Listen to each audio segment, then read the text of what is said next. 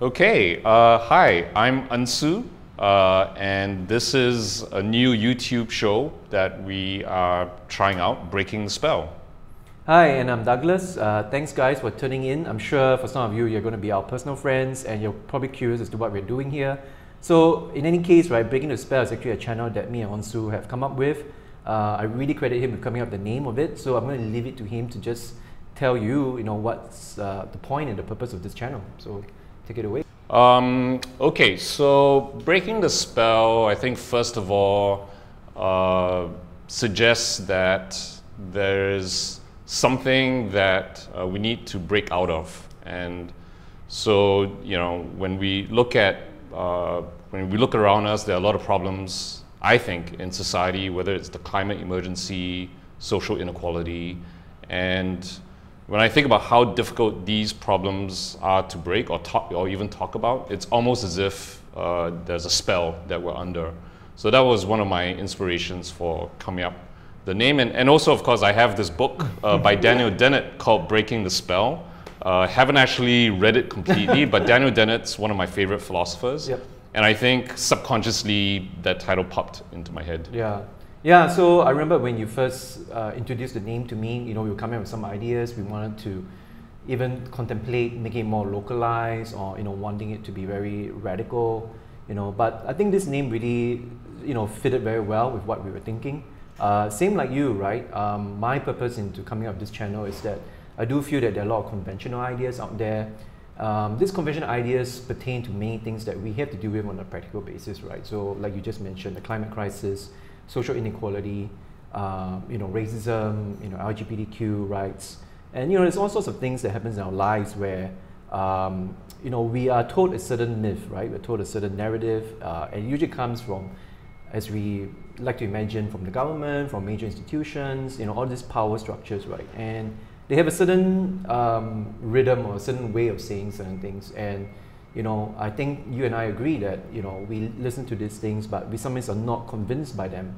And at the same time, we read alternative literature and philosophy and social analysis or other kinds of very critical social texts, and we feel probably a bit isolated in that no one out there is dispelling or trying to deconstruct these ideas, and because of that, I guess that's why we both feel compelled to do this channel. So yeah, it's going to be hard for us, honestly, because to you guys who are watching us right now, we're not formal philosophers, we're not working in the academic institutions, we're just two regular guys, quite honestly.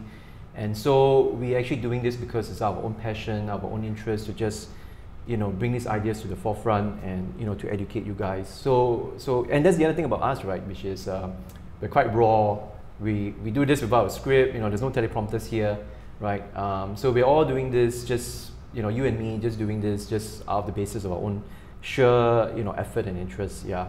One problem I might have, because I've studied philosophy before, and I think friends have observed that sometimes I can get too abstract, and so we're actually hoping that we have a kind of chemistry or synergy where you can kind of bring me down to earth. Yeah, sure.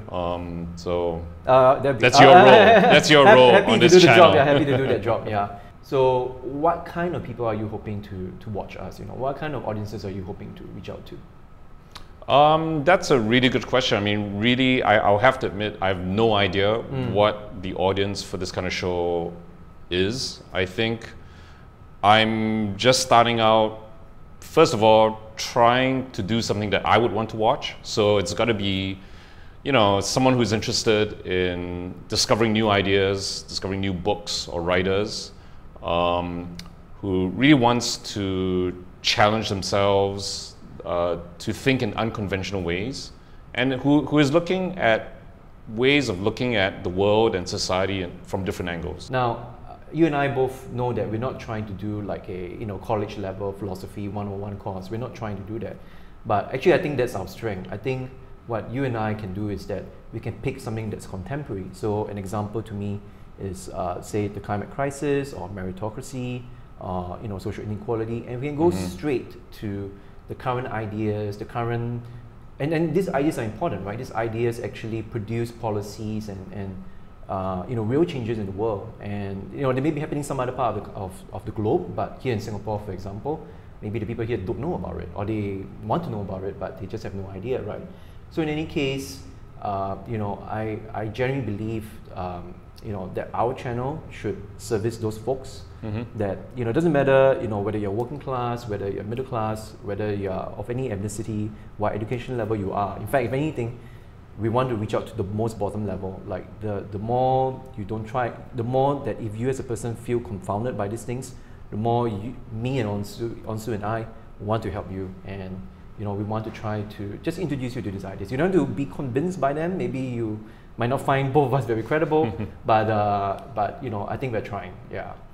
So I believe that that's the kind of people that we can reach out to. Yeah, I mean, one of the things I really want to do is to make the liberal arts truly live up to its name. Where it's democratically available to everyone, and is a liberating force, and it's not just a luxury for elites. Yeah, I totally agree with you on that. And as we know, at least in Singapore, the humanities of the liberal arts haven't really been given a very good look. They've been considered non-essential workers. So yeah. So let's talk a little bit about, this is our introduction video, but let's talk a little bit about what we want to do in the future, what kind of, works we have coming up. So you want to bring up some of the stuff, like say the philosophy stuff? Well, first of all, I just want to go back a little bit to, the title, Breaking the Spell. And one of the things that suggests is a certain sense of mystery. And I'll have to admit that I do want to respect that there is a certain mystery to this project, because I have no idea where it's going to go. Right. And I kind of like that. I'm just kind of curious. And I think we're also in a phase where we just started, and we're going to be experimenting with a lot of different things. So for instance, with the format, we're going to have different types of formats. Some of these shows will be book reviews. Some of them will invite guests that we think have interesting things to say. And other ones will just be the two of us rambling, right? Yeah, it's actually just the one that I'm looking forward to most. Yeah, so you and I don't know each other for that long, honestly, right? So this is, like as you mentioned, a very rough, it's in the dark kind of project. But at least what I can sense from our personal interactions with each other is that you have a very moderating voice. You are, the cool guy, the calm guy. You seem very at peace. Well, thank you. Yeah, and we had this in one of our off-air, off-camera discussions, right? Which is the idea about tonality and civility. And I'm going to bring this up because I just want to contrast that for our channel. I don't feel like we should be as politically, mild and polite. Like I find myself, I personally think that, we already live in such a very, very timid political culture, and it's not, at least for me, not my objective to try to add on to that. If anything, I want us to break out of it. So so I don't know. Do you find it intimidating since I'm your co-host? I'm actually totally fine with that. Yeah. There's this writer, Martha Beck. I think she wrote a book called The Way of Integrity, and she talked about an experiment she did where she just tried to live 1 year without telling any lies at all. And there are a lot of white lies we tell, on a day-to-day basis, like, just to make the other person feel comfortable. I could just go along with whatever you say. And it's actually a very profound practice to be able to just not tell any lies. Like if I don't like something you're saying, just to be able to be blunt and say it, right? But in a respectful way. And so I think that's something that I look forward to challenging myself about, because as you say, I like to be moderate. I like to preserve the peace. But sometimes, it's necessary to introduce a bit of grit. Yeah.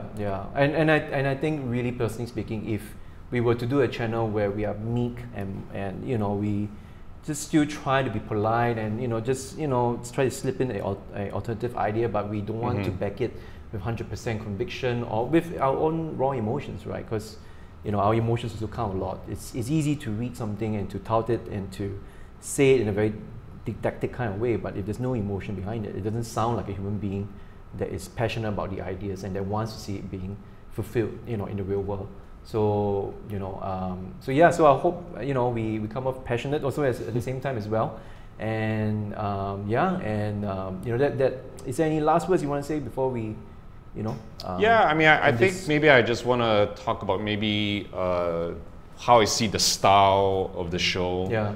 Like I really hope that we can make it fun, that we don't take ourselves too seriously, and also that there's a lot of maybe some role playing. You know, like I think during our tests we realized that you and I were not professional presenters, so we're much more comfortable talking to each other than, let's say, talking to the camera.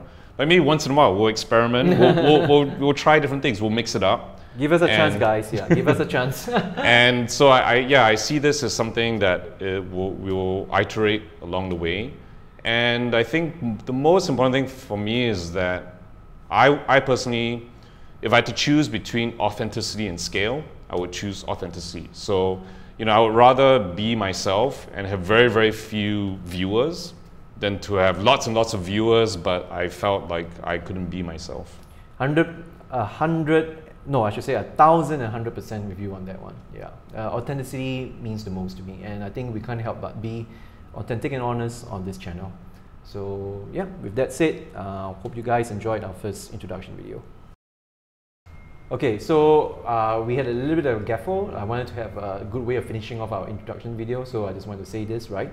So there's this quote that everyone, I'm sure, must have heard of before, right? And it goes like this. It's by Eleanor Roosevelt, which is, great minds discuss ideas, average minds discuss events, and small minds discuss people. And you know, it's a great quote in many ways, right? Because I think as we look at ourselves, you know, we examine ourselves in our day-to-day conversations. You know, if you come across someone who just, you know, nitpicks and complains about people, and you know, especially if they are targeting certain kinds of people in their lives, you know, I'm sure all of us would have experienced this feeling a little bit frustrated or a little bit irritated, because it seems this person is so small-minded. And you know, this is what we do not want to do on this channel. We really are interested in the ideas, and we want you guys to also, you know, live up to that motto. Like you know, when we talk about these ideas, don't think about the people.